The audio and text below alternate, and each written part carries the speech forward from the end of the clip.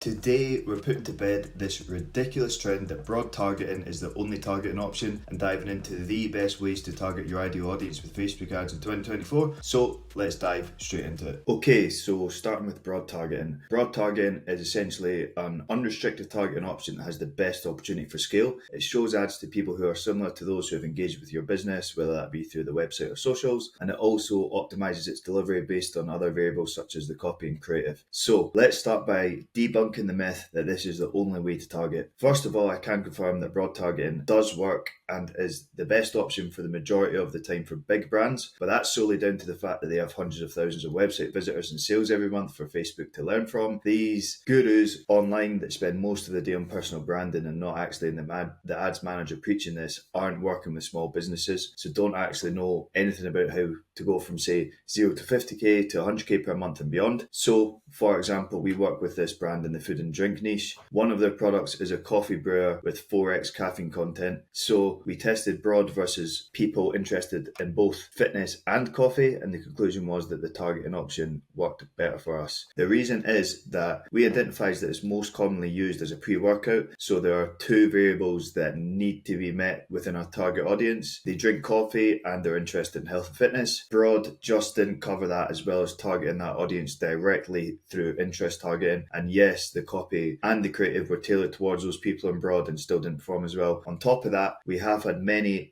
interest targeting options across multiple clients that perform better than broad. Now, don't get me wrong, we do run more broad than interest targeting, but for small businesses, interest targeting can often be the better option than broad until you reach a high enough level that broad works as the primary audience targeting. And even when that happens, using interest targeting can perform better just as well to help reach new audiences and acquire new customers. Honestly, I've consulted for so many agencies in the past that literally have in their SOPs to only run broad so that they do less work and sign more clients. That is insanity. Every day e-com businesses sign with agencies, invest the last of their capital in ads. Their agency runs broad only due to laziness and shut down the business because of this. Honestly, I don't know how they sleep at night. Anyway, and when we're running broad ads, contradictory to what most people say these days, we can narrow it down based on the data by age, gender, and country. So now on to interest targeting. Okay, so we have many different targeting options available to test. So starting off with product-centric targeting options. So if we wanted to sell high heels, for example, we could target the high heel footwear interest, pretty obvious one. If we want to target based on lifestyle, if we want to sell heated flasks, we could target people who are interested in rock climbing. And if we wanted to go a step further, if we have the capabilities, we could go as far as targeting cold countries that are interested in hill climbing. And then we have competitors. So if we want to sell children's apparel, we could target Zara Kids. If we want to target by industry, we could have 4x caffeine coffee brewers like I talked about before, and we could target people who are interested in health and fitness. And then we could also group that, if we wanted to narrow it down even further, by a product targeting group, which could be coffee. And then we've got the demographic options. So if we wanted to target people interested in luxury dresses at a really high price point, we could target household income top 5% of zip codes,